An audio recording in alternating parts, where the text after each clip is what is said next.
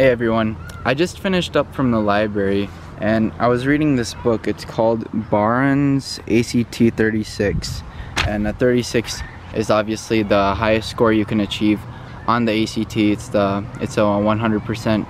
So I highly recommend this book, and I've been reading it for a while. I'm sorry if it's a little windy.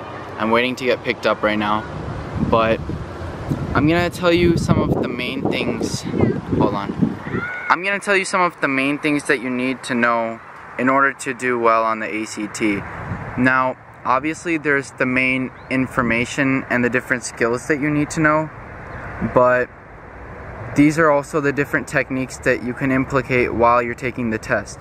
So, the first one is less is more.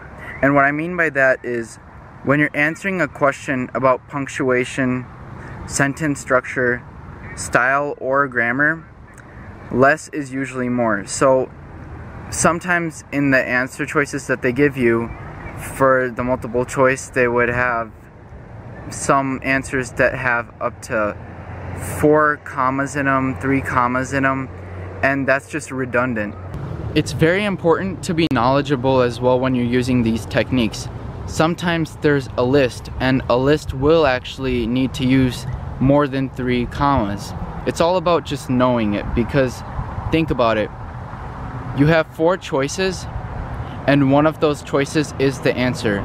You need to remember that when you're taking the test, and you can't be overly anxious when you're taking the test.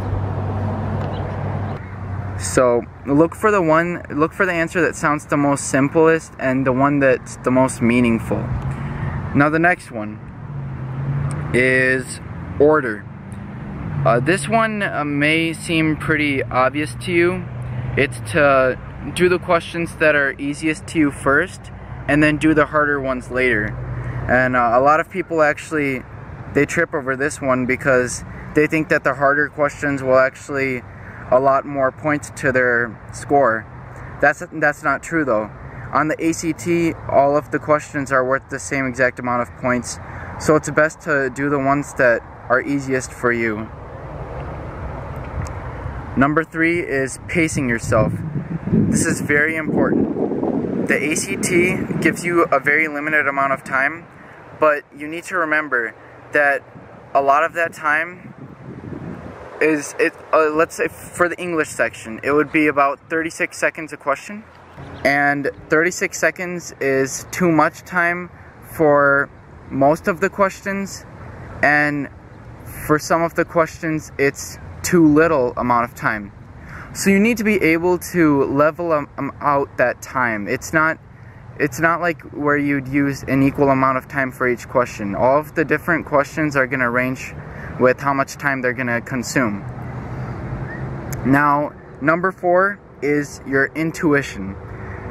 Once you slow down, trust yourself. Does it sound wrong? Ask yourself that.